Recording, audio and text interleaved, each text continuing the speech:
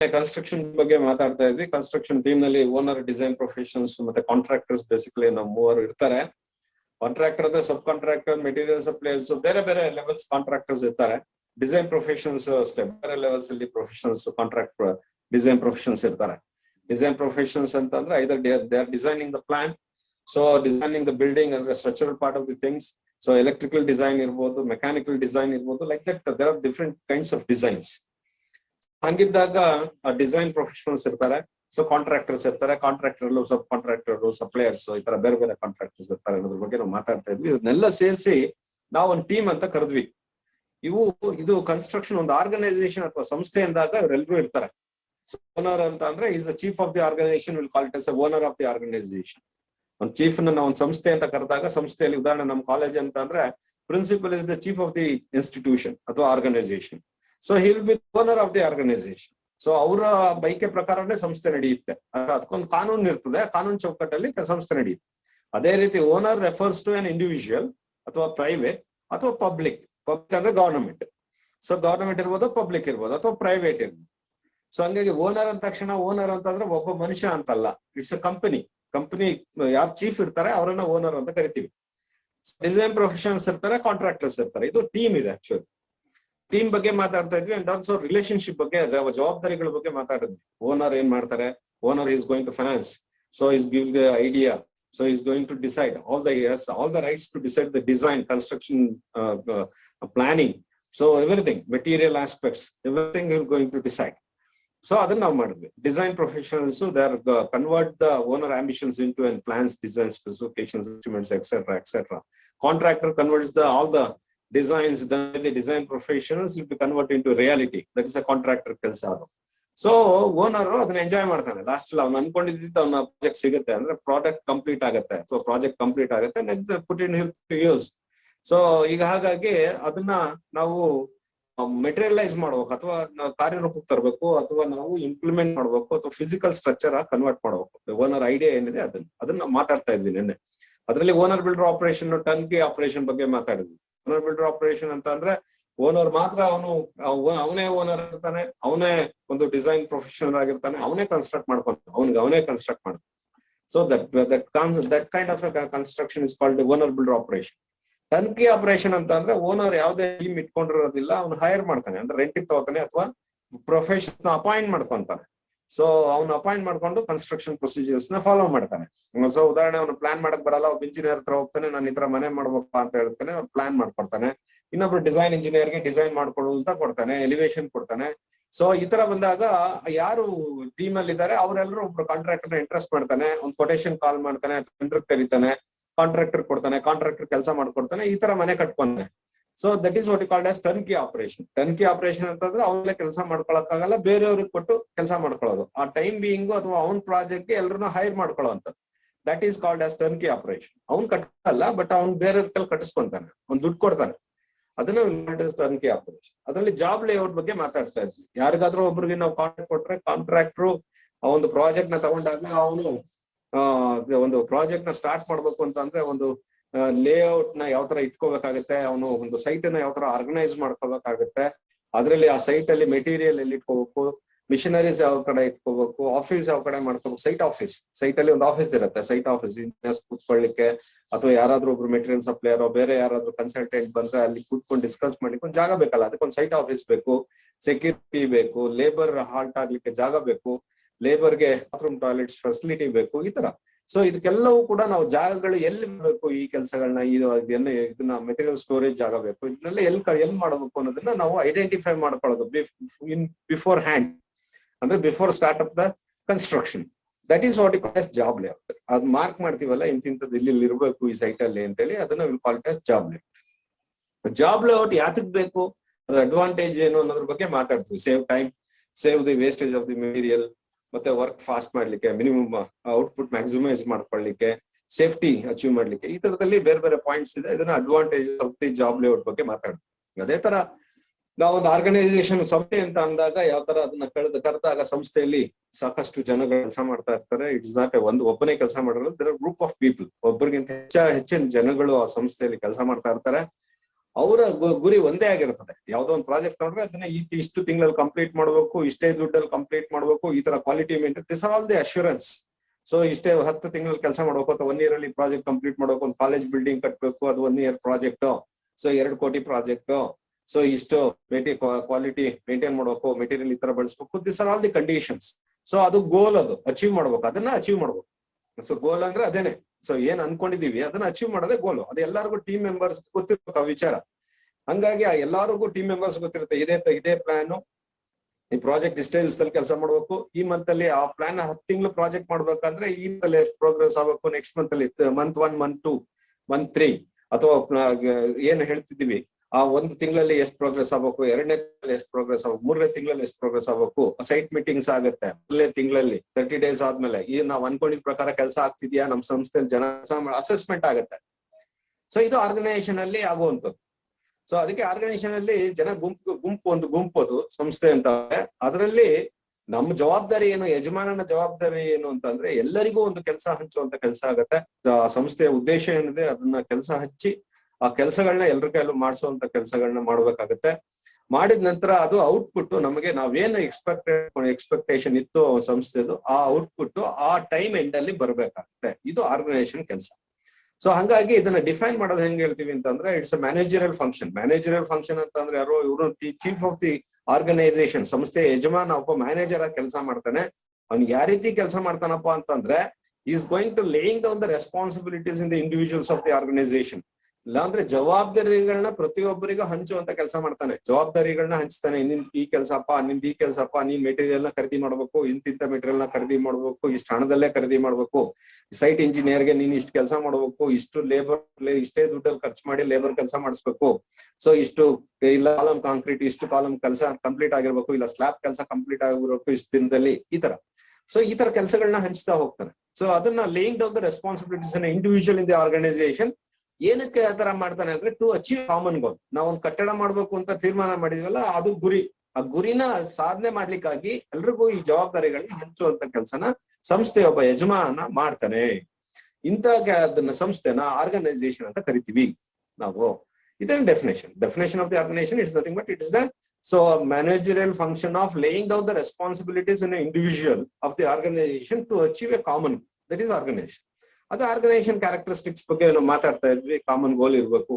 So ಮತ್ತೆ ಈ ತರ ನಾವು ಮಾತಾಡ್ತಾ ಇದ್ವಿ. ಗುಡ್ ಕೋಆಪರೇಷನ್ ಇರ್ಬೇಕು ಒಬ್ಬರಿಂದ ಒಬ್ಬರಿಗೆ, ಈ ತರ ಎಲ್ಲ ಅಡ್ವಾಂಟೇಜಸ್ ಬಗ್ಗೆ ನಾವು ಮಾತಾಡ್ತಾ ಇದ್ವಿ. ಅದ್ರಲ್ಲಿ ಹಾರಿಜಾಂಟಲ್ ಗ್ರೂಪ್ ಅಂದ್ರೇನು, ವರ್ಟಿಕಲ್ ಗ್ರೂಪ್ ಅಂದ್ರೇನು ಮಾತಾಡಿದ್ವಿ. ಜನರಲ್ ಆರ್ಗನೈಸೇಷನ್, ಜನರಲ್ ಆಗಿ ಪ್ಯಾಟರ್ನ್ಸ್ ಆಫ್ ಆರ್ಗನೈಸೇಷನ್, ಜನರಲ್ ಆಗಿ ಸಂಸ್ಥೆ ಅಂದ್ರೆ ಯಾವ ತರ ಇರುತ್ತಪ್ಪ ಅಂತ ಕೇಳಿದಾಗ ಯಾರಾದ್ರೂ, there are different type of organizations in general.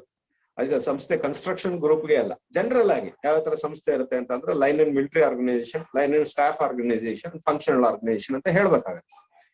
ಹೇಳಿದಾಗ ಲೈನ್ ಅಂಡ್ ಮಿಲಿಟರಿ ಆರ್ಗನೈಸೇಷನ್ ಅಲ್ಲಿ ಯಾವ ತರ ಇರುತ್ತೆ ಸಂಸ್ಥೆ ಅಂದ್ರೆ ಆ ಸಂಸ್ಥೆ ಹೇಗಿರುತ್ತೆ, ಲೈನ್ ಅಂಡ್ ಸ್ಟಾಫ್ ಆರ್ಗನೈಸೇಷನ್ ಯಾವ ತರ ಇರುತ್ತೆ, ಫಂಕ್ಷನಲ್ ಆರ್ಗನೈಸೇಷನ್ ಯಾವ ತರ ವರ್ಕ್ ಆಗುತ್ತೆ ಅಂತ ಅಂದ್ಬಿಟ್ಟು ಎಕ್ಸ್ಪ್ಲೈನ್ ಮಾಡ್ಬೇಕಾಗುತ್ತೆ. ಅದಕ್ಕೊಂದು ಡಯಾಗ್ರಾಮ್, ಫ್ಲೋ ಡಯಾಗ್ರಾಮ್ ಬರೀಬೇಕಾಗುತ್ತೆ. For example line and military organisation.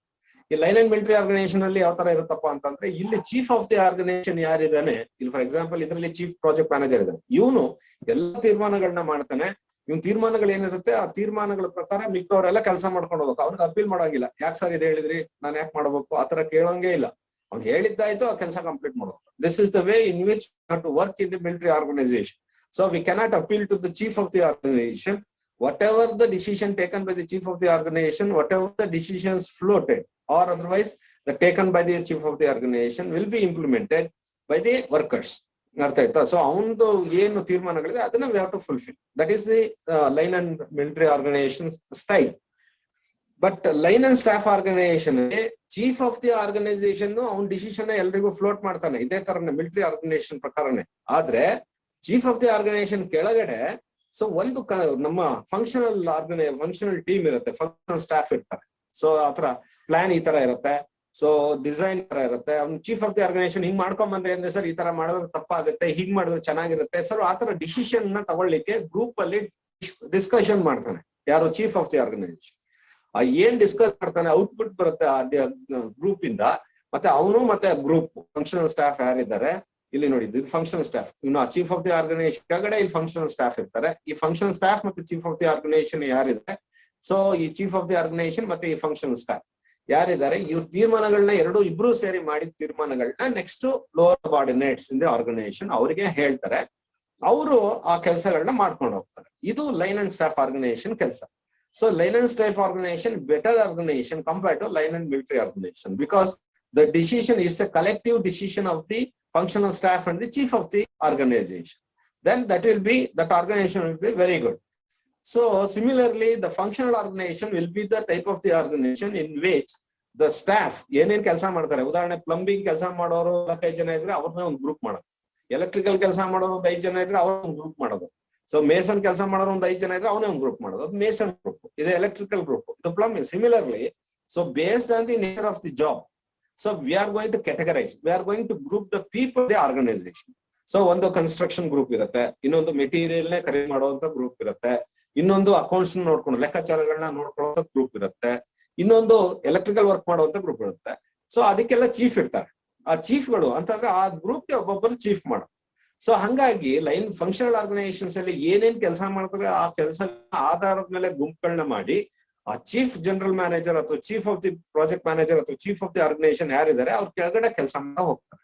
That based on the functions ಅಥವಾ ಕೆಲಸ ಏನ್ ಮಾಡ್ತಾರೆ ನಾವು ಫಂಕ್ಷನ್ ಅಂತ ಹೇಳ್ತೀವಿ. ಏನು based on the functions we are going to categorize, we are going to group the people. So electrical wing, mechanical wing, so what is that, civil wing, civil wing ಅಲ್ಲಿ material purchase wing, so construction wing. So similarly ಈ ತರ sanitary water supply and sanitary wing, like that. So ಈ ತರ ನಾವು based on the nature of the job ಅಥವಾ function we are going to categorise the people in the organisation. Then based on the type of the work going to float. ಯಾವ್ದಾದ್ರು civil works ಒಂದು mason ಕೆಲಸ ಬಂತು ಅಂತಂದ್ರೆ construction ಟೀಮ್ಗೆ ಹೇಳ್ತೀವಿ, mechanical ಟೀಮ್ಗೆ ಹೇಳಲ್ಲ ಅದನ್ನ. ಸೊ ಎಲ್ರಿಗೂ ಅದು ವಿಚಾರ ಬೇಕಾಗಿಲ್ಲ. ಸೊ ಮೆಕ್ಯಾನಿಕಲ್ದು ಯಾವ್ದೋ ಒಂದು ಮಿಷನರಿ ಕೆಟ್ಟೋಗಿದೆ ಅಂತ ಅಂದ್ರೆ ಅದು ಮೆಕ್ಯಾನಿಕಲ್ ವಿಂಗ್ ಹೇಳ್ತೀವಿ, ನೋಡಿ ಸ್ವಾಮಿ ಒಂದು ಮೆಕ್ಯಾನಿಕಲ್ ವಿಂಗ್ ಕೆಟ್ಟೋಗಿದೆ ರಿಪೇರಿ ಮಾಡ್ಕೊಡಿ ಅಂತ ಹೇಳಿ. ಸೊ ಪ್ಲಂಬಿಂಗ್ ಇದೆ ಅಂತ ಅಂದ್ರೆ ಪ್ಲಂಬಿಂಗ್ ಟೀಮ್ಗೆ ಹೇಳ್ತೀವಿ, ವಾಟರ್ ಸಪ್ಲೈ ಸ್ಯಾನಿಟರಿ ಟೀಮ್ಗೆ ಹೇಳ್ತೀವಿ. ಎಲೆಕ್ಟ್ರಿಕಲ್ ವರ್ಕ್ ಇದ್ರೆ ಎಲೆಕ್ಟ್ರಿಕಲ್ ಟೀಮ್ಗೆ ಹೇಳ್ತೀವಿ. Like that we are going to percolate information only to the particular group, because ನಾವೇ ಗ್ರೂಪ್ ಮಾಡ್ಕೊಂಡ್ಬಿಟ್ಟಿದ್ವಿ. ಅದರಿಂದ ಫಂಕ್ಷನಲ್ ಆರ್ಗನೈಸೇಷನ್ಸ್ ಅಲ್ಲಿ whatever employees working in the organization they are going to group the people based on the functions, and the opinion or the decisions will be taken by the chief manager of the organization, chief of the organization, by discussing with the functional staff or the functional group, so with respect to the work. So this is the way in which the functional organization works. Idu again ನಾನು ಮಾತಾಡಿದ್ವಿ. ಇದರಲ್ಲಿ ನಮಗೆ advantages ಮತ್ತೆ disadvantages ಇದೆ. ಒಂದೊಂದಕ್ಕೂ functional staff advantage ಏನು, disadvantages ಏನು okay ಇದೆ. But ನಿನ್ನೆ ನಾವು ಮಾತಾಡಿದ್ವಿ, ಈಗ ನಾವು ಕನ್ಸ್ಟ್ರಕ್ಷನ್ ಗ್ರೂಪ್ ಅಲ್ಲಿ ಕನ್ಸ್ಟ್ರಕ್ಷನ್ಗೆನೆ ಆರ್ಗನೈಸೇಷನ್ ಯಾವ ತರ ಇರುತ್ತೆ ಅಂತ ನೋಡ್ಬೇಕಾಗುತ್ತೆ. ಇದು ಜನರಲ್ ಆರ್ಗನೈಸೇಷನ್ಸ್, ಇವು ಸಂಸ್ಥೆ, ಇದು ಯಾವ್ದೋ ಇಂಡಸ್ಟ್ರಿ, ಮೆಕ್ಯಾನಿಕಲ್ ಇಂಡಸ್ಟ್ರಿ ಇರ್ಬೋದು, ಬೇರೆ ಬೇರೆ ಇಂಡಸ್ಟ್ರಿ, ಸಾಫ್ಟ್ವೇರ್ ಇಂಡಸ್ಟ್ರಿ ಇರ್ಬೋದು. ಆ ತರದಲ್ಲಿ ಇದು line and staff organization, military organisation, ಈ ಪ್ಯಾಟರ್ನ್ ನಲ್ಲಿ ಯಾವ್ದೋ ಆರ್ಗನೈಸೇಷನ್ ಇರುತ್ತೆ. ಬಟ್ ನಮ್ ಕನ್ಸ್ಟ್ರಕ್ಷನ್ ಬಂದಾಗ ಕನ್ಸ್ಟ್ರಕ್ಷನ್ ಅಲ್ಲೇ ಯಾವ ತರ ಆರ್ಗನೈಸೇಷನ್ ಇರುತ್ತೆ ಅನ್ನೋದು ನೋಡ್ಬೇಕಾಗುತ್ತೆ. ಹಂಗಿದ್ದಾಗ ಸೊ ಕನ್ಸ್ಟ್ರಕ್ಷನ್ ಇಂಡಸ್ಟ್ರಿಗೆ ಯಾವ ತರ ಸೂಟ್ ಆಗುತ್ತಪ್ಪ ಆರ್ಗನೈಸೇಷನ್ ಅಂತಂದ್ರೆ, ಸೊ ಕ್ಯಾಟಗರೈಸ್ ಮಾಡ್ತೀವಿ ಆರ್ಗನೈಸೇಷನ್ಸ್ ನ ಕನ್ಸ್ಟ್ರಕ್ಷನ್ ಇಂಡಸ್ಟ್ರಿಯಲ್ಲಿ. Small construction firm, medium construction firm, so large construction firm ಅಂತೇಳಿ. ಸೊ ಇದು firm, so medium construction firm and large construction firm. ಏನಪ್ಪಾ ಅದು definition of the small, medium and large ಅಂತಂದ್ರೆ ಏನು? ಒಂದು ಆರ್ಗನೈಸೇಷನ್, ಸಣ್ಣ ಆರ್ಗನೈಸೇಷನ್, ದೊಡ್ಡ ಪರವಲ್ಲ ಮೀಡಿಯಂ ಆರ್ಗನೈಸೇಷನ್, ಲಾರ್ಜ್ ಆರ್ಗನೈಸೇಷನ್ ಅಂದ್ರೆ ಏನು? ಫರ್ಮ್ ಅಂದ್ರೆ ಆರ್ಗನೈಸೇಷನ್.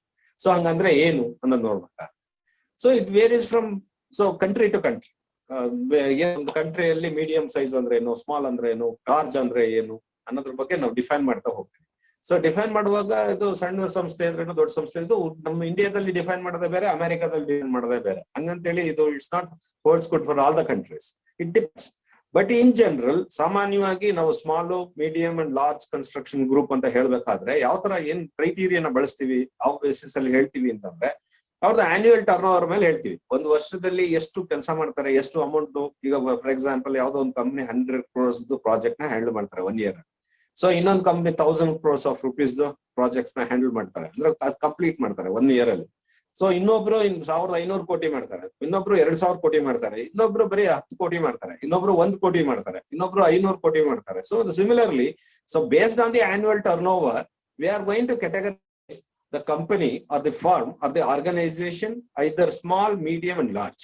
ಸೊ ಒಂದು ಕ್ರೈಟೀರಿಯಾ ಆನ್ಯುವಲ್ ಟರ್ನ್ ಓವರ್ ಮೇಲೆ ಹೇಳ್ತೀವಿ, ಇದು ಕಂಪನಿ ದೊಡ್ಡದು ಚಿಕ್ಕದು ಅಥವಾ ಸಾಮಾನ್ಯ ಕಂಪನಿನೋ ಅನ್ನೋದ್ರ ಬಗ್ಗೆ ನಾವು ಮಾತಾಡ್ತೀವಿ. ಮತ್ತೆ number and qualifications of the employees, ಎಷ್ಟು ಜನ ಕೆಲಸ ಮಾಡ್ತಾರೆ, ಕೆಲಸ ಮಾಡೋದು ಜನ ಜಾಸ್ತಿ ಇದ್ರೆ ಬಹಳ ಮುಖ್ಯ ಅಲ್ಲ, ಅದರಲ್ಲಿ ಕೆಲಸ ಮಾಡುವಂತ ಜನಗಳದ್ದು employees qualifications, knowledge level, experience ಎಷ್ಟಿದೆ, ಎಷ್ಟು ಎಕ್ಸ್ಪೀರಿಯನ್ಸ್ ಎಂಪ್ಲಾಯ್ಸ್ ಅಲ್ಲಿ ಕೆಲಸ ಮಾಡ್ತಿದ್ದಾರೆ ಅನ್ನೋದ್ರ ಮೇಲೆ ಆರ್ಗನೈಸೇಷನ್ ನೇಮ್ ಮಾಡ್ತೀವಿ. ಇದು ಸ್ಮಾಲ್, ಮೀಡಿಯಂ, ಲಾರ್ಜ್ ಅಂತ ಹೇಳಿ ನಾವು ಡಿಸೈಡ್ ಮಾಡ್ತೀವಿ. ಅದೇ ತರ maximum size of the project undertaken recently, ಇವತ್ತು ಈಗ ಪ್ರೆಸೆಂಟ್ ಎಷ್ಟು ಪ್ರಾಜೆಕ್ಟ್ ನ ಹ್ಯಾಂಡಲ್ ಮಾಡ್ತಾ ಇದ್ರಿ ನೀವು ಅನ್ನೋದ್ರ ಮೇಲೂ ಕೂಡ ಸೊ ನಾವು ಇದು ಕಂಪನಿ ದೊಡ್ಡ ಕಂಪನಿನ, ಸಣ್ಣ ಕಂಪನಿನ, ಮೀಡಿಯಂ ಕಂಪನಿನ ಅದನ್ನ ಹೇಳ್ತೀವಿ. ಸೊ ಅದ್ರಲ್ಲಿ ನಮ್ಗೆ ಗೊತ್ತಾಯ್ತು ಈಗ ಸಾಮಾನ್ಯವಾಗಿ either the company will be decided, organization will be called as small, medium and large based on the factors like annual turnover, number of the employees working in the organization, and also the qualification of the employees and also experience of the employees in the organization. Then what is the present project handled with the organizations? Based on that, we are going to decide the organizations either small, medium and large. These are all the factors. So the small, medium definition of the company, small, medium and large organizations will varies from country to country. It will not be unique for all the countries in the world. So idu namak gottide. Generally, companies anta andaga, organization and construction organization anta andaga, either it is private company, private firm or a company, and government organization. ಸರ್ಕಾರದ್ದು ಆಗಿರ್ಬೋದು ಇಲ್ಲ ಪ್ರೈವೇಟ್ದು ಆಗಿರ್ಬೋದು. So ಹಂಗಾಗಿ ಈ private ಅಲ್ಲಿ ನಾವು ಕೆಲಸ private ಕಂಪನಿಗಳು ಆಗಿರ್ಬೋದು, ಮತ್ತೆ ಇಲ್ಲ ಅಂತ ಅಂದ್ರೆ ಇದು ಸರ್ಕಾರ ಕೆಲಸ ಆಗಿರ್ಬೋದು. ಕನ್ಸ್ಟ್ರಕ್ಷನ್ ಆರ್ಗನೈಸೇಷನ್ ಪ್ರೈವೇಟ್ ಆಗಿ ನೋಡಿದಾಗ ಗವರ್ನಮೆಂಟ್ ಅದು ಇರುತ್ತೆ, private. So government organization private ನಾವು ನೋಡಿದಾಗ, ಸೊ ನಮ್ಮಲ್ಲಿ ಆಲ್ ದ ಕನ್ಸ್ಟ್ರಕ್ಷನ್ ರೆಸ್ಪಾನ್ಸಿಬಲ್, ನಾವು ಕನ್ಸ್ಟ್ರಕ್ಷನ್ ಆರ್ಗನೈಸ್ ಜವಾಬ್ದಾರಿ ಏನು, ಕನ್ಸ್ಟ್ರಕ್ಷನ್ ಅಲ್ಲಿ ಟೈಮ್ಲಿ ಹೇಳಿದ ಟೈಮ್ಗೆ ಪ್ರಾಜೆಕ್ಟ್ ನ ಕಂಪ್ಲೀಟ್ ಮಾಡ್ಕೊಡ್ಬೇಕು. ನಾವ್ ಹೇಳಿದ್ದು ಏನ್ ದುಡ್ಡಿಗೆ ಒಪ್ಕೊಂಡಿದೀವಿ, ಈಗ 2 ಕೋಟಿ ಕಂಪ್ಲೀಟ್ ಮಾಡ್ಕೊಡ್ತೀವಿ ಅಂದ್ರೆ ಅಷ್ಟಕ್ಕೆ ಕಂಪ್ಲೀಟ್ ಮಾಡ್ಕೊಡ್ಬೇಕು, ಕ್ವಾಲಿಟಿ ಚೆನ್ನಾಗಿರ್ಬೇಕು.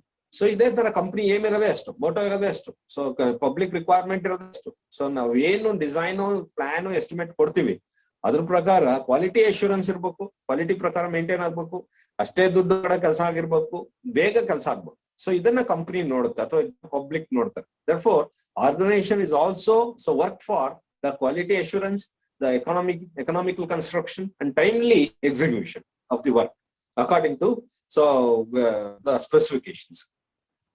So next idralli bere ಒಂದು ಕನ್ಸ್ಟ್ರಕ್ಷನ್ ಆರ್ಗನೈಸೇಷನ್ಸ್ ಇರ್ತವೆ, ಪ್ರೈವೇಟ್ ಆರ್ಗನೈಸೇಷನ್ಸ್.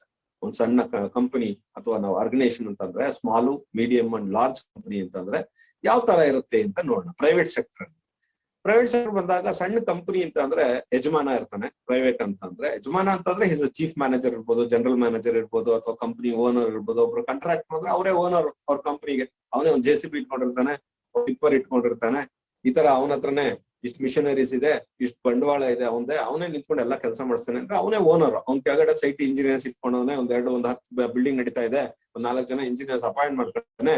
ಅದೇ ಒಂದು ಕಂಪನಿ. ಸೊ ನೀವು ಕೂಡ ನಾಳೆ ಮಾಡಬಹುದು, ನೀವು ಕೂಡ ಒಂದು ಆರ್ಗನೈಸೇಷನ್ ಸ್ಟಾರ್ಟ್ ಮಾಡಬಹುದು. ನೀವು 4 ಪ್ರಾಜೆಕ್ಟ್ ತಗೋಬಹುದು, ನಿಮ್ ಕೆಳಗಡೆ 1-2 ಜನ ಇಂಜಿನಿಯರ್ಸ್ ಅಪಾಯಿಂಟ್ ಮಾಡ್ಕೋಬಹುದು. ಸೊ ಇದು ಆಗ ನಿಮ್ದೇ ಒಂದು ಕಂಪನಿ ಆಗುತ್ತೆ ಅಥವಾ ಆರ್ಗನೈಸೇಷನ್ ಆಗುತ್ತೆ. ಅದು ಒಂದು ಸಣ್ಣ ಆರ್ಗನೈಸೇಷನ್ ಇದ್ದಾಗ ಯಾವ ತರ ಇರುತ್ತೆ ಅಂತ ಅಂದ್ರೆ, ಓನರ್ ಇರ್ತಾನೆ, ಓನರ್ ಕೆಳಗಡೆ ಒಬ್ಬ ಇಂಜಿನಿಯರ್, ನೆಕ್ಸ್ಟ್ ಸೂಪರ್ವೈಸರ್ಸ್ ಮತ್ತೆ ವರ್ಕರ್ಸ್. ಒಬ್ಬ ಇಂಜಿನಿಯರ್ ಇರ್ಬೋದು ಅಥವಾ 2 ಇಂಜಿನಿಯರ್. ಇದು ಒಂದು ಸಣ್ಣ ಕಂಪನಿ ಸ್ಟ್ರಕ್ಚರ್. ಇದನ್ನ ಬರೆಯಕ್ ಹೇಳ್ತಾರೆ ಎಕ್ಸಾಮಿನೇಷನ್. ಸ್ಮಾಲ್ ಆರ್ಗನೈಸೇಷನ್ ಬಗ್ಗೆ ಬರೀರಿ, ಕನ್ಸ್ಟ್ರಕ್ಷನ್ ಆರ್ಗನೈಸೇಷನ್ ಬಗ್ಗೆ ಬರೀರಿ. It's a private organisation. Owner ಕೆಳಗಡೆ ಒಬ್ರು ಇಂಜಿನಿಯರ್ ಅಥವಾ 2 engineer. Owner may be an engineer, may not be an engineer. Owner engineer ಆಗ್ಬೇಕು ಅಂತಾನೆ ಇಲ್ಲ. If the owner is an engineer, then it become professional team. Professional construction management ಬಗ್ಗೆ ಮಾತಾಡ್ತಾ ಇದ್ವಿ. Professional team ಆಗ್ಬಿಡುತ್ತೆ. ಸೊ ಓನರ್ ಇಂಜಿನಿಯರ್ ಆಗ್ಲಿಲ್ಲ ಅಂತಂದ್ರೆ it will not be the professional team. So owner ಕೆಳಗಡೆ ಇಂಜಿನಿಯರ್ ಕೆಲಸ ಮಾಡ್ತಾರೆ, ಇಂಜಿನಿಯರ್ ಸೂಪರ್ವೈಸರ್ಸ್, ನೆಕ್ಸ್ಟ್ ವರ್ಕರ್. ಇದು ಸ್ಮಾಲ್ ಕನ್ಸ್ಟ್ರಕ್ಷನ್ ಫರ್ಮ್. ಸೊ ಅದೇ ರೀತಿ ಮೀಡಿಯಂ ಕನ್ಸ್ಟ್ರಕ್ಷನ್ ಫರ್ಮ್ ನಾವು ಹೋದ್ರೆ, ಸೊ ಮೀಡಿಯಂ ಕನ್ಸ್ಟ್ರಕ್ಷನ್ ಫರ್ಮ್ ಅಲ್ಲಿ ಸೊ ಏನು ಮ್ಯಾನೇಜಿಂಗ್ ಡೈರೆಕ್ಟರ್ ಅಥವಾ MD ಅಂತ ಏನ್ ಹೇಳಿದ್ವಿ, ಅವ್ನ ಕೆಳಗಡೆ ಜನರಲ್ ಮ್ಯಾನೇಜರ್ಸ್ ಇರ್ತಾರೆ. ಜನರಲ್ ಮ್ಯಾನೇಜರ್ಸ್ ಇರ್ತಾರೆ. ಜನರಲ್ ಮ್ಯಾನೇಜರ್ಸ್ ಇರ್ತಾರೆ, ಪ್ರಾಜೆಕ್ಟ್ ಮ್ಯಾನೇಜರ್ಸ್ ಅಂದ್ರೆ ಒಂದೊಂದು ಪ್ರಾಜೆಕ್ಟ್ ಗೆ ಒಬ್ಬ ಮ್ಯಾನೇಜರ್ ಮಾಡಿರ್ತಾರೆ. ಒಂದು ಪ್ರಾಜೆಕ್ಟ್ ಉದಾಹರಣೆ ಹಾಸ್ಪಿಟಲ್ ಪ್ರಾಜೆಕ್ಟ್ ಅಂತ ತಗೊಂಡಿರ್ತಾರೆ ಕೆಲಸ. ಆ ಹಾಸ್ಪಿಟಲ್ ಪ್ರಾಜೆಕ್ಟ್ ಗೆ ಒಬ್ಬ ಮ್ಯಾನೇಜರ್ ಮಾಡಿರ್ತಾರೆ.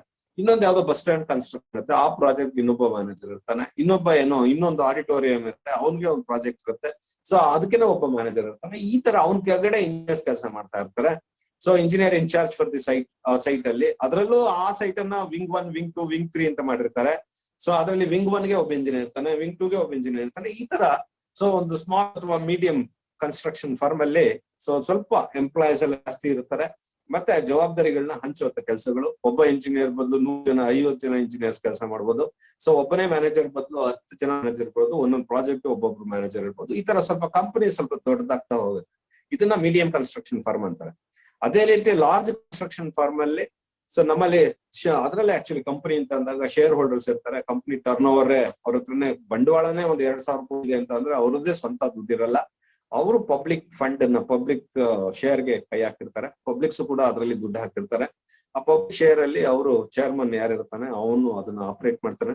ಚೇರ್ಮನ್ ಕೆಳಗಡೆ ಮ್ಯಾನೇಜಿಂಗ್ ಬೋರ್ಡ್ ಆಫ್ ಡೈರೆಕ್ಟರ್ಸ್ ಇರ್ತಾರೆ. ಪಬ್ಲಿಕ್ ಶೇರ್ ಇರುತ್ತೆ, public share board of directors ಕೆಳಗಡೆ ಚೇರ್ಮನ್ ಕೆಲಸ ಮಾಡ್ತಾನೆ. ಬೋರ್ಡ್ ಆಫ್ ಡೈರೆಕ್ಟರ್ಸ್ ಏನ್ ಹೇಳ್ತಾರೆ, ನಿರ್ದೇಶಕರುಗಳು ಅವ್ರ ಪ್ರಕಾರ ಅಧ್ಯಕ್ಷ ಕೆಲಸ ಮಾಡ್ತಾ ಹೋಗ್ತಾನೆ.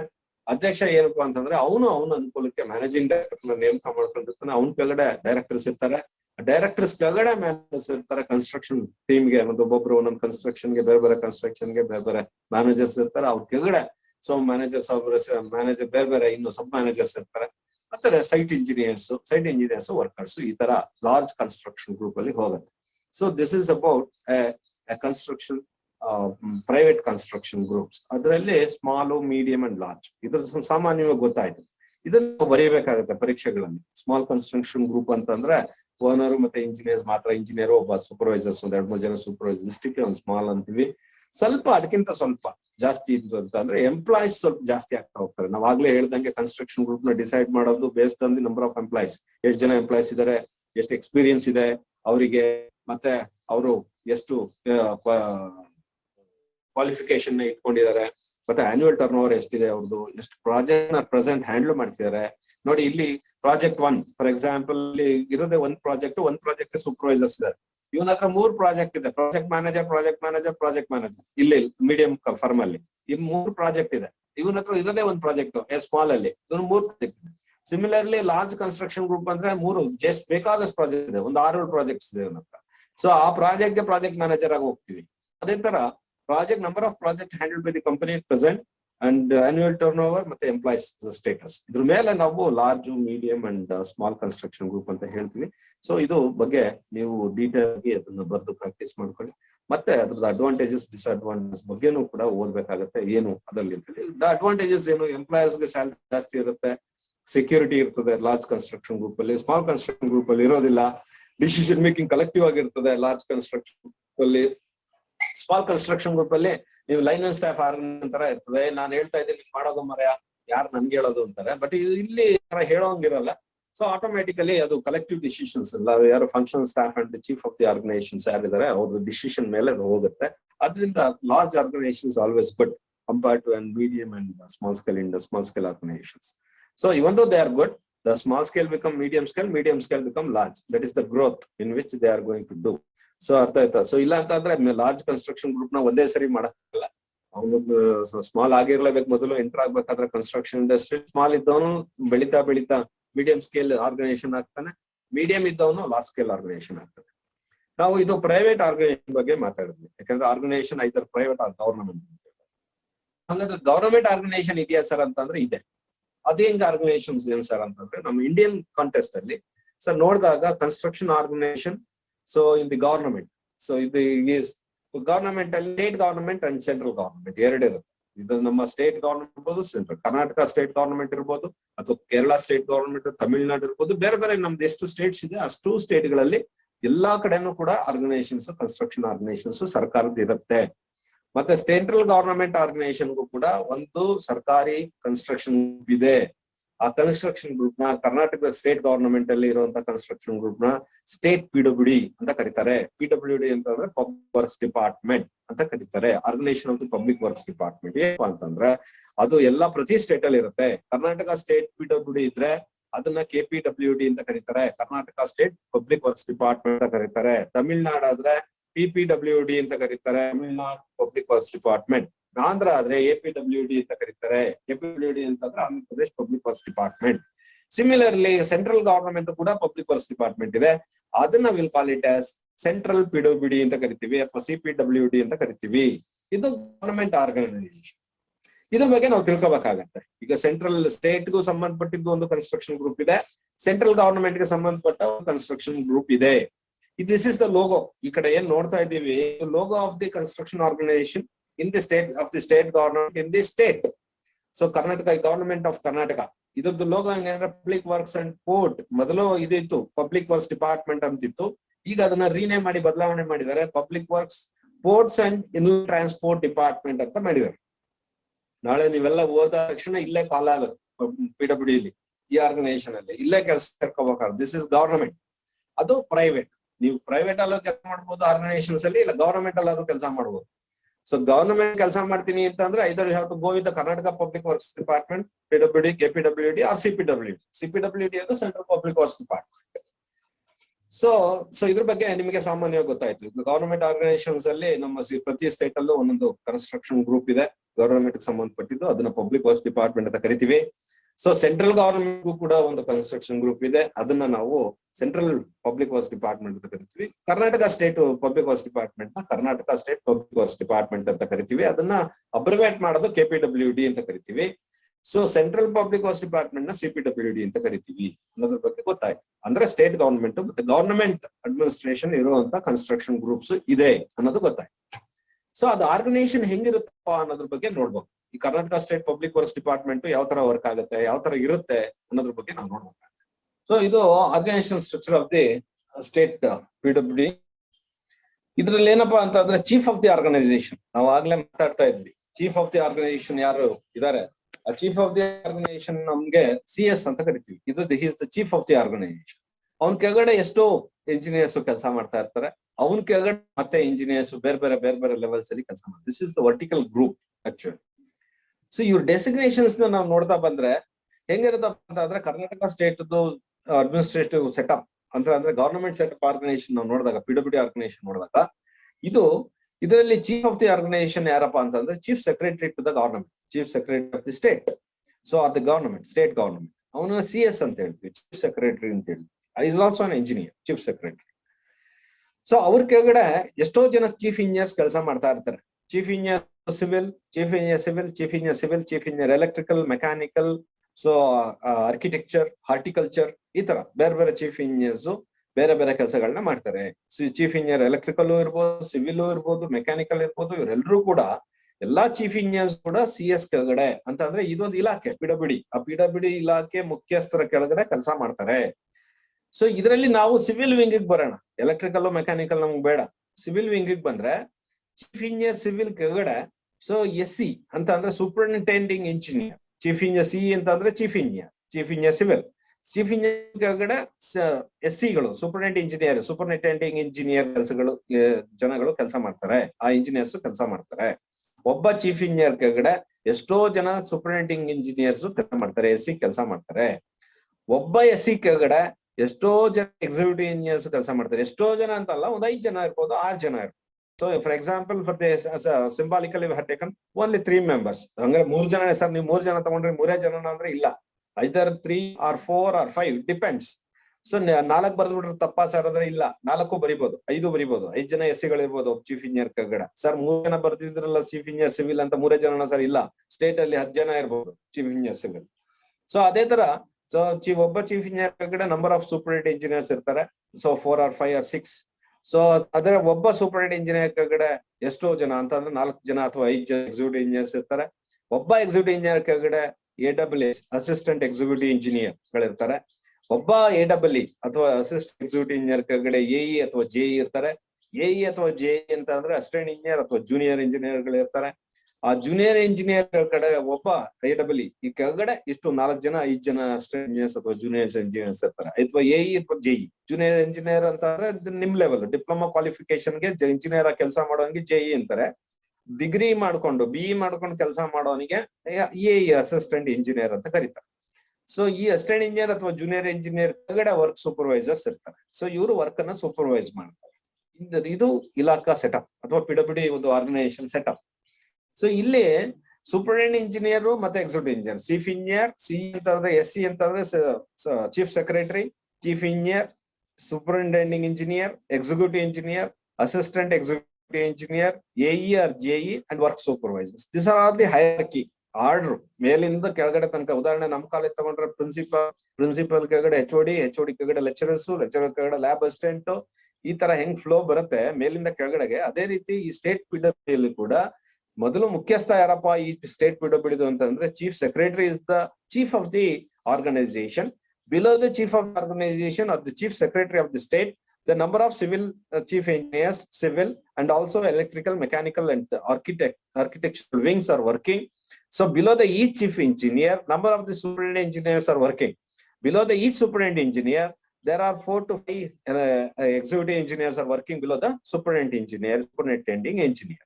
There are around 4 to 5 AWs are working below the executive engineer. Similarly, 4 to 5 JAEs or JEs working in each AWE. Similarly, so work inspectors, 4 to 5 work inspectors are working below each JE or AE to supervise the work. This is the structure of the PWD. So PWD structure ಬಂದಾಗ ನಾವು ನೋಡ್ತಾ ಇದ್ದೀವಿ. So ಸಾಮಾನ್ಯವಾಗಿ ನಾನು ಹೇಳ್ದಂಗೆ ಏನಪ್ಪಾ ಇರ್ತದೆ ನಮ್ಮ ಕರ್ನಾಟಕ ಸ್ಟೇಟ್ ಗವರ್ನಮೆಂಟ್ ಅಲ್ಲಿ ಯಾವ ತರ ಇರುತ್ತೆ ಇದು ಅಂತ ನಾವು ನೋಡಿದಾಗ, ಮಿನಿಸ್ಟರ್ ಇರ್ತಾರೆ, PWD ಮಿನಿಸ್ಟರ್ ಇರ್ತಾರೆ, ಅವ್ರ ಕೆಳಗಡೆ chief secretary, principal secretary, chief secretary ಇರ್ತಾರೆ, ಚೀಫ್ ಸೆಕ್ರೆಟರಿ ಕೆಳಗಡೆ ಚೀಫ್ ಇಂಜಿನಿಯರ್ಸ್ ಇರ್ತಾರೆ, ಚೀಫ್ ಇಂಜಿನಿಯರ್ಸ್ ಕೆಳಗಡೆ ಬೇರೆ ಬೇರೆ ವಿಂಗ್ ಅಲ್ಲಿ ಕೆಲಸ ಮಾಡುವಂತ ಮ್ಯಾನೇಜಿಂಗ್ ಡೈರೆಕ್ಟರ್ಸ್ ಇರ್ತಾರೆ. ಇದನ್ನ ಒಂದು structure, government structure, organisational structure of the PWD administration. ಇದನ್ನ ನಾವು ಹೇಳ್ತಿರೋದು ಅಡ್ಮಿನಿಸ್ಟ್ರೇಷನ್. ಇಂಜಿನಿಯರಿಂಗ್ ಡಿಪಾರ್ಟ್ಮೆಂಟ್ ಅಲ್ಲ, ಕೆಳಗಡೆ ಇಂಜಿನಿಯರಿಂಗ್ ಡಿಪಾರ್ಟ್ಮೆಂಟ್ ಬರುತ್ತೆ. ಅಡ್ಮಿನಿಸ್ಟ್ರೇಟಿವ್ ಡಿಪಾರ್ಟ್ಮೆಂಟ್ ಕೆಳಗಡೆ ಇಂಜಿನಿಯರಿಂಗ್ ಡಿಪಾರ್ಟ್ಮೆಂಟ್ ಬರುತ್ತೆ. ಇಲ್ಲಿ ಬಂದಾಗ ಏನ್ ಮಾಡ್ತೀವಿ, ನಾವ್ ಆಗ್ಲೇ ಹೇಳ್ದಂಗೆ ಚೀಫ್ ಇಂಜಿನಿಯರ್ ಇರ್ತಾರೆ, ಚೀಫ್ ಇಂಜಿನಿಯರ್ ಕೆಳಗಡೆ ಸೂಪರಿಂಟೆಂಡೆಂಟ್ ಇಂಜಿನಿಯರ್ ಇರ್ತಾರೆ, ಸೂಪರಿಂಟೆಂಡೆಂಟ್ ಎಕ್ಸಿಕ್ಯೂಟಿವ್ ಇಂಜಿನಿಯರ್ AWE ಕೆಳಗಡೆ AEs ಅಂಡ್ JEs, ಕೆಳಗಡೆ ವರ್ಕ್ ಸೂಪರ್ವೈಸರ್ ಅಥವಾ ಇನ್ಸ್ಪೆಕ್ಟರ್ಸ್ ಇರ್ತಾರೆ. ಇಲ್ಲಿ ಹೇಗಿರ್ತಾರಪ್ಪ ಇವ್ರ ಜವಾಬ್ದಾರಿಗಳೇನು ಅಂತ ನೋಡ್ಬೇಕಾದ್ರೆ, ಸೊ ಇದನ್ನ ಒಂದು ಸ್ಟೇಟ್, ಈ ಸರ್ಕಲ್ ನ ಫಸ್ಟ್ ಸರ್ಕಲ್ ನ ನಾವು ಒಂದು ಸ್ಟೇಟ್ ಅಂತ ಕನ್ಸಿಡರ್ ಮಾಡಿದ್ರೆ, ಇದನ್ನ ಎಷ್ಟು ಡಿವಿಷನ್ಸ್ ಆಗಿ ಕನ್ವರ್ಟ್ ಮಾಡಿರ್ತಾರೆ, ನಂಬರ್ ಆಫ್ ಭಾಗಗಳಾಗಿ ಮಾಡಿರ್ತಾರೆ. ಫಾರ್ ಎಕ್ಸಾಂಪಲ್ ನಾವೊಂದು 5 ಸರ್ಕಲ್ ಹಾಕಿದ್ವಿ, ಇದೊಂದು 5 ಭಾಗ ಮಾಡಿದ್ದಾರೆ. ಈ ಒಂದು ಸರ್ಕಲ್ 5 ಭಾಗ ಮಾಡಿದ್ರೆ ಇದನ್ನ ಒಂದೊಂದು ಭಾಗನೂ ಕೂಡ ಒಂದೊಂದು ಝೋನ್ ಅಂತಾರೆ. ಒಂದು zone 1, zone 2, zone 3, zone 4, zone 5. The whole state of Karnataka state is divided into number of parts. Number of parts are not in the district wise or the district wise. Mysuru ಜಿಲ್ಲೆ, ಕೊಡಗು ಜಿಲ್ಲೆ ಅಂತ ಅಲ್ಲ, 2 district ಸೇರಿ ಒಂದು zone ಆಗ್ಬೋದು, ಅಥವಾ 2 district ಸೇರಿ ಒಂದು 3 ಝೋನ್ ಆಗ್ಬೋದು. ಸೊ ಅದರಿಂದ 4 ಡಿಸ್ಟ್ರಿಕ್ಟ್ ಸೇರಿ ಒಂದು ಝೋನ್ ಆಗ್ಬೋದು. Similarly the whole state is divided into a number of zones. ಇಲ್ಲ 5 ಝೋನ್ ಬರ್ತಿದಿರಲ್ಲ ಸರ್, 5 ಇರೋದು ಅಂದ್ರೆ ಇಲ್ಲ, 8 ಇರ್ಬೋದು, 10 ಇರ್ಬೋದು, ಇಲ್ಲ 4 ಇರ್ಬೋದು. It depends. So adrinda idy state na state, the total state of the state government, Karnataka state is divided into a number of zones, and each zone is headed by a chief engineer. ಈ ಯಜಮಾನ ಯಾರಪ್ಪ ಈ ಒಂದೊಂದು zone ಗೆ ಅಂತ ಅಂದ್ರೆ ಒಬ್ಬೊಬ್ಬ chief engineer ಇರ್ತಾನೆ. ಈ ಇಡೀ ಸ್ಟೇಟ್ ಗೆ ಯಜಮಾನ ಯಾರಪ್ಪ ಅಂತಂದ್ರೆ ಚೀಫ್ ಸೆಕ್ರೆಟರಿ ಇರ್ತಾನೆ.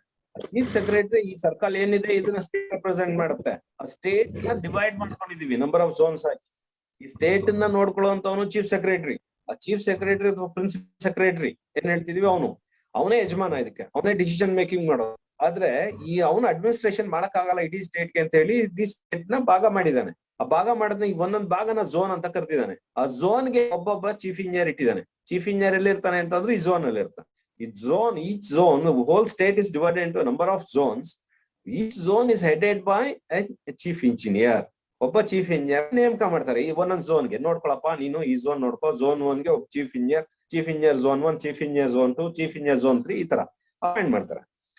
ಒಂದು ಝೋನ್ ನ ಚೀಫ್ ಇಂಜಿನಿಯರೇ ನೋಡ್ಕೊಳಕ್ ಆಗಲ್ಲ ಪೂರ್ತಿ ಝೋನ್ ನ. ಅದಕ್ಕೆ ಏನ್ ಮಾಡ್ತಾರೆ ಅಂದ್ರೆ ಒಂದು ಝೋನ್ ನ ಮತ್ತೆ ಡಿವೈಡ್ ಮಾಡಿ ಏನ್ ಮಾಡ್ತಾನೆ, ನಂಬರ್ ಆಫ್ ಸರ್ಕಲ್ಸ್ ಅಂತಂದ್ರೆ ಮತ್ತೆ ಡಿವೈಡ್ ಮಾಡಿದಾಗ each division is called as A circle. ಒಂದ್ ಸೆಗ್ಮೆಂಟ್, ಅದನ್ನ ಡಿವೈಡ್ ಮಾಡ್ತಾರಲ್ಲ ಅದನ್ನ ಸರ್ಕಲ್ ಅಂತ ಕರೀತಾರೆ. ಸರ್ 5 ಸರ್ಕಲ್ ಅಂದ್ರೆ ಅಲ್ಲ, ಎಷ್ಟೋ ಸರ್ಕಲ್ಸ್ ಇರುತ್ತೆ. 6 ಸರ್ಕಲ್ ಇರ್ಬೋದು, 4 ಸಿಂಬಾಲಿಕಲಿ ನಾನು ಬರ್ತಿದ್ದೀನಿ ಅಷ್ಟೇ ಇಲ್ಲಿ. Circle, so zone is divided into A number of circle. Each zone is divided into A number of circles. Each circle is headed by a superintending engineer. Similarly, each circle is further divided into a number of divisions. Each circle is further divided into a number of divisions. Each division is headed by an executive engineer, or EE. Similarly, each division is further divided into a number of subdivisions.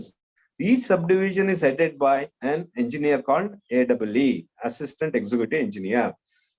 Similarly, each subdivision is divided into a number of work sections. So that each work section is headed by a section officer called AE or JE. So this is the this is the work structure of the administrative structure of the engineering department of the PWD, Public Works Department, state, either central ಕೂಡ ಈ ತರನೇ ಮಾಡಿರ್ತಾರೆ. Central or state. Central ಉದಾಹರಣೆ state PWD ಹೇಳಿದ್ರಿ sir ನೀವು, ನಮಗೆ central PWD ಕೇಳ್ಬಿಟ್ಟಿದ್ರು, ನೀವು ಹೇಳಲೇ ಇಲ್ಲ ಅಂತ ಹೇಳ್ಬಾ. So the structure will be the same. So minister ಅಂದ್ರೆ central minister is pertaining to the state or central. State ಬಂದಾಗ ಸ್ಟೇಟ್ ಮಿನಿಸ್ಟರ್ ಅಂತ ಬರೀತೀವಿ, ಸ್ಟೇಟ್ ಮಿನಿಸ್ಟರ್ PWD ಅಂತ. ಸೆಂಟ್ರಲ್ ಬಂದ್ರೆ ಸೆಂಟ್ರಲ್ ಮಿನಿಸ್ಟರ್ PWD ಅಂತ ಬರೀತೀವಿ ಅಷ್ಟೇ. The principal secretary of the state ಅಂತ ಬರೀತೀವಿ ಇಲ್ಲಿ, ಅಲ್ಲಿ principal secretary of the central ಅಂತ ಬರೀತೀವಿ, central government. Similarly the chief engineers electrical same continue ಆಗುತ್ತೆ. ಅರ್ಥ? Each section, each zone is divided into circle is divided into division is divided into subdivision divided into and work sections. The same pattern goes like this. So yavrale with the respect to the state as well as the central government keladaga central anta baritivi, state keladre state anta baritivi. Adralli ni state keloga bere state alla, nim Karnataka state keltare, adrinda KPWD ne keltare, KPWD ne exam alli abbreviation ne keltare, KPWD write note on KPWD antane keltare. So hangagi adana baribekagutte. Next, ನಾವು generally ನಮ್ಮಲ್ಲಿ sir ನೀವು private organisations, government setup ಬಗ್ಗೆ ನಮಗೆ ಗೊತ್ತಾಯ್ತು ಅಂತಂದ್ರಾಗ, ನಮ್ಮ ಈ ಒಂದು government organisations ಏನಿದೆ, ಈ ಗವರ್ನಮೆಂಟ್ ಆರ್ಗನೈಸೇಷನ್ಸ್ ಬಗ್ಗೆ ನಮಗೆ ಗೊತ್ತಿದೆ, ಪ್ರೈವೇಟ್ ಆರ್ಗನೈಸೇಷನ್ಸ್ ಬಗ್ಗೆನೂ ನಮಗೆ ಗೊತ್ತಿದೆ. ಈ ಪ್ರೈವೇಟ್ ಆರ್ಗನೈಸೇಷನ್ಸ್ ಕನ್ಸ್ಟ್ರಕ್ಷನ್ ಗ್ರೂಪ್ಸ್ ಬಗ್ಗೆನೂ ನಾವು ಸ್ಮಾಲ್, ಮೀಡಿಯಂ, ಲಾರ್ಜ್ ಗ್ರೂಪ್ಸ್ ಅಂತ ತಿಳ್ಕೊಂಡ್ವಿ. ಬರೀ ಸ್ಮಾಲ್, ಮೀಡಿಯಂ, ಲಾರ್ಜ್ ಗ್ರೂಪ್ಸ್ ಅಲ್ಲ ಸರ್, ನಮ್ಮ ಇಂಡಿಯಾದಲ್ಲಿ ಹಂಗಾರೆ ದೊಡ್ಡ ಕಂಪನಿಗಳು ಇದಾವ ಸರ್ ಅಂತ ಕೇಳಿದ್ರೆ ಹೌದು ಇದಾವೆ. ಗವರ್ನಮೆಂಟ್ ಸೆಟಪ್ ಅಲ್ಲಿ ಇರೋದು ಕರ್ನಾಟಕದಲ್ಲಿ PWD ಇದೆ, ಸೆಂಟ್ರಲ್ ಅಲ್ಲಿ CPWD ಇದೆ. ಅದ್ರ ಬಗ್ಗೆ ನಾವು ಹೆಚ್ಚಿಗೆ ಮಾತಾಡೋಂಗಿಲ್ಲ. ಅದ್ರಲ್ಲಿ ನೀವು ಕೆಲಸಗಳ ಕಾಲ ಆದಾಗ ಅಪ್ಲಿಕೇಶನ್ ಹಾಕೋಬೇಕು, ಸೇರ್ಕೋಬೇಕು. ಆದ್ರೆ ಅದೇ ತರದ್ದು ಗವರ್ನಮೆಂಟ್ ಹೆಂಗ್ ರನ್ ಮಾಡಿದ್ರೆ ಅದೇ ತರದ ಇಲಾಖೆಗಳು ಪ್ರೈವೇಟ್ ಅಲ್ಲೂ ಇದಾವ ಸರ್ ಅಂತ ಇದೆ. ಸೊ ಅದನ್ನ ನಾವು ನೋಡೋದಾದ್ರೆ ಯಾವ ತರ ಕಂಪನಿಗಳು ಇಂಡಿಯಾದಲ್ಲಿ ಇದಾವಪ್ಪ ಅಂತ ನಾವು ಕೇಳೋದಾದ್ರೆ, there are different companies. ಒಂದು 70-80 ಕಂಪನಿಗಳಿದೆ. ನಿಧಾನ ಇದ್ದಾಗ ಟೈಮ್ ಇದ್ದಾಗ ನೀವು ಇದನ್ನ ಯೂಸ್ ಮಾಡಿ ಓದ್ಕೊಳ್ಳಿ. ಸೊ ಏನಪ್ಪಾ ಅಂತಂದ್ರೆ ಇದರಲ್ಲಿ top construction companies in India ಅಂತ ನಾವು ಹೇಳ್ತೀವಿ. For example L&T engineering and construction division Chennai, ಎಲ್ಲ ದುಬೈ ಬೇಸ್ಡ್ ಕಂಪನೀಸ್ ಜಾಸ್ತಿ ಇದಾವೆ. ಸೊ ಇದನ್ನ ಲಿಸ್ಟ್ ಮಾಡಿದೀನಿ. Tata private limited Mumbai, Shapoorji Pallonji company limited Mumbai, ಇವೆಲ್ಲವೂ ಕೂಡ ಈ ಟಾಪ್ ಕನ್ಸ್ಟ್ರಕ್ಷನ್ ಗ್ರೂಪ್ಸ್, ಇವೆಲ್ಲ ಟಾಪ್ ಕನ್ಸ್ಟ್ರಕ್ಷನ್ ಗ್ರೂಪ್ಸ್ ನೋಡಿ ಇಲ್ಲಿ. ಸೊ ಇವೆಲ್ಲ GMR group Mumbai, so Hindustan construction company Mumbai, so Afcons infrastructure limited Mumbai, so JMC ಪ್ರೈವೇಟೆಡ್. So like this there are lot of companies. ಇದ್ರಲ್ಲಿ ನಮ್ಮ ಇಂಡಿಯಾದಲ್ಲೇ ಬೇಕಾದಷ್ಟು ಕಂಪನಿ ಇದೆ, top companies, large construction groups. ಇದ್ರಲ್ಲೆಲ್ಲ ಕೆಲಸ ತಗೋಬೇಕು, PWD ಕೆಲಸ ತಗೋಬಹುದು, ಬಟ್ ಈ ಕಂಪನಿಗಳಲ್ಲಿ ಕೆಲಸ ತಗೊಳಕ್ ಆಗಲ್ಲ. ಎಕ್ಸ್ಪರ್ಟೈಸ್ ಜಾಸ್ತಿ ಇರ್ಬೇಕಾಗತ್ತೆ, ಈ ಕಂಪನಿ ನಾಲೆಡ್ಜ್ ಲೆವೆಲ್ ಜಾಸ್ತಿ ಇರ್ಬೇಕಾಗತ್ತೆ. ಎಲ್ಲ ಸಣ್ಣ ಪುಟ್ಟ ಕಾಂಟ್ರಾಕ್ಟರ್ ಹತ್ರ ಕೆಲಸ ಮಾಡೋದ್ರ ಬದಲು ಇವು ಇಂಟರ್ನ್ಯಾಷನಲ್ ಲೆವೆಲ್ ಕಂಪನೀಸ್ ಇವರು ಬೇರೆ ಬೇರೆ ಕಂಟ್ರೀಸ್ ಅಲ್ಲಿ ಕೆಲಸ ಮಾಡ್ತಾರೆ. Not only in India, there are around, for example take an example of one company. So they are working in all over the world. So ಇವರು ಯಾವ್ದು, for example you see this ಬರ್ದಿದ್ದೀನಿ ಇಲ್ಲೆಲ್ಲಿ ನೋಡ್ಕೊಳ್ಳಿ. ಅದನ್ನ ಬೇರೆ ಬೇರೆ ಕಂಪನಿಗಳು 65, 80, 90 ಕಂಪನಿಗಳಲ್ಲಿ ಇದರಲ್ಲಿ ಕಂಟ್ರೀಸ್ ಅಲ್ಲಿ ಕೆಲಸ ಮಾಡ್ತವೆ. ಸೊ ಎಲ್ಲೂ ಬೇಕಾದ್ರೂ ಟ್ರಾನ್ಸ್ಫರ್ ಮಾಡಬಹುದು. This are all the various companies in India. This are all various companies. So there are around 70 companies listed. There are many other companies also. So ಇವೆಲ್ಲವೂ ಒಂದು national level large construction groups. So government ಅಂತಲ್ಲ, large construction groups. ಇದ್ರಲ್ಲಿ ಏನು governmental facility ಏನಿದೆ ಅದಕ್ಕಿಂತ ಹೆಚ್ಚಿನ facility, ಹೆಚ್ಚಿನ ಸಂಬಳ ಕೊಡ್ತಾರೆ. ಗವರ್ನಮೆಂಟ್ ಅಲ್ಲಿ ತಿಂಗಳಿಗೆ 50,000 ಕೊಟ್ಟರೆ ಇಲ್ಲಿ 2 ಲಕ್ಷ ಕೊಡ್ತಾರೆ ಪ್ರೈವೇಟ್ ಗ್ರೂಪ್ಸ್ ಅಲ್ಲಿ. ಸೊ ಹಂಗಾಗಿ ದೊಡ್ಡ ಕಂಪನಿಗಳಿದಾವೆ, ಇದನ್ನ ಮಾಡಬಹುದು. Next sir, world biggest companies ಕೂಡ ನೋಡ್ಬೋದು. ವರ್ಲ್ಡ್ ಅಲ್ಲಿ ಬೇರೆ ಕಂಪನೀಸ್ ಇದಾವ ಸರ್ ಅಂತಂದ್ರೆ ಇದೆ. ನಮ್ಮ ಇಂಡಿಯಾದಲ್ಲಿ ಪ್ರಪಂಚ ಜೊತೆ ಅಂದ್ರೆ ವರ್ಲ್ಡ್ ಲಿಸ್ಟೆಡ್ 18 ಕಂಪನೀಸ್ ನ ಲಿಸ್ಟ್ ಮಾಡಿದೀನಿ. ಅದರಲ್ಲಿ one company is world rated company in India. ಯಾವ್ದಪ್ಪ ಅಂತಂದ್ರೆ Larsen and Toubro, L&T companies only the companies computed with the world. So ಬೇರೆ ಬೇರೆ company, France based company, China based companies, USA, Spain. So ಇದಕ್ಕೆ ಇಂಡಿಯಾದಲ್ಲಿ ಇರುವಂತದ್ದು ಒಂದೇ company, that is what called as Larsen and Toubro. So company is only company in India. So ಅದಕ್ಕೆ Chennai state construction group ಅದು ಕೂಡ ಇದೆ ಒಂದು. ಸೊ ಲ್ಯಾಸರ್ ಅಂಡ್ ಟ್ಯೂಬ್ರೋನು ಕೂಡ ಒಂದು ಕಂಪನಿ ಇದೆ. ಸೊ ಈ ತರದಲ್ಲಿ ವರ್ಲ್ಡ್ ಲೆವೆಲ್ ಕಂಪನೀಸ್ ಇದಾವೆ ಕನ್ಸ್ಟ್ರಕ್ಷನ್ ಗ್ರೂಪ್ಸ್ ಅಲ್ಲಿ. ಸೊ ನಾವೇ ಸಾಫ್ಟ್ವೇರ್ ಇಂಡಸ್ಟ್ರಿಯಲ್ಲಿ ಇನ್ಫೋಸಿಸ್, ಸೊ HCL ಬೇರೆ ಬೇರೆ ಕಂಪನೀಸ್ ನೋಟ್ ಮಾಡ್ತೀವಿ ನಾವು ಸಾಫ್ಟ್ವೇರ್ ಇಂಡಸ್ಟ್ರಿಯಲ್ಲಿ. ಅದೇ ತರ ಸಿವಿಲ್ ಇಂಡಸ್ಟ್ರಿ ಕೂಡ ನಾವು ಸ್ಟೇಟ್ ಅದು ನಮ್ಮ ಕಂಟ್ರಿ ಲೆವೆಲ್ ಅಲ್ಲಿ ಲಾರ್ಜ್ ಕನ್ಸ್ಟ್ರಕ್ಷನ್ ಗ್ರೂಪ್ಸ್ ನಾವು ಲಿಸ್ಟ್ ಮಾಡಬಹುದು. ಆ ಕಂಪನಿಗಳಲ್ಲಿ ಕೆಲಸ ಮಾಡಬಹುದು. ಆ ಕಂಪನಿಗಳಲ್ಲಿ ಕೆಲಸ ಮಾಡೋಕೆ ನಮ್ಗೆ ನಾಲೆಡ್ಜ್ ಲೆವೆಲ್ ಜಾಸ್ತಿ ಬೇಕಾಗುತ್ತೆ, ವರ್ಕ್ ನಮ್ಮ ಎಫರ್ಟ್ ಜಾಸ್ತಿ ಇರ್ಬೇಕಾಗತ್ತೆ. ಸೊ ಇಲ್ಲೇ ಕೆಲಸ ಮಾಡಕ್ ಆಗಲ್ಲ. ಸೊ ಹಂಗಾಗಿ ಹೇಳ್ತಾ ನಾಳೆ ನಾವು ನೋಡೋಣ. ಮತ್ತೆ ಇವತ್ತಿಗೆ ಈ ಒಂದು ಸೆಷನ್ ಎಂಡ್ ಮಾಡೋಣ. ಸೊ ಎಂಡ್ ಮಾಡ್ತಾ ಈ ಕನ್ಸ್ಟ್ರಕ್ಷನ್ ಗ್ರೂಪ್ಸ್ ಬಗ್ಗೆ ನೀವು ಹೆಚ್ಚು ತಿಳ್ಕೊಳ್ಳಿ ಅಂತ ಹೇಳ್ತಾ ಮತ್ತೆ ಈ ಒಂದು ದಿನದ ಒಂದು ಎಂಡ್ ಮಾಡ್ತಿದೀನಿ.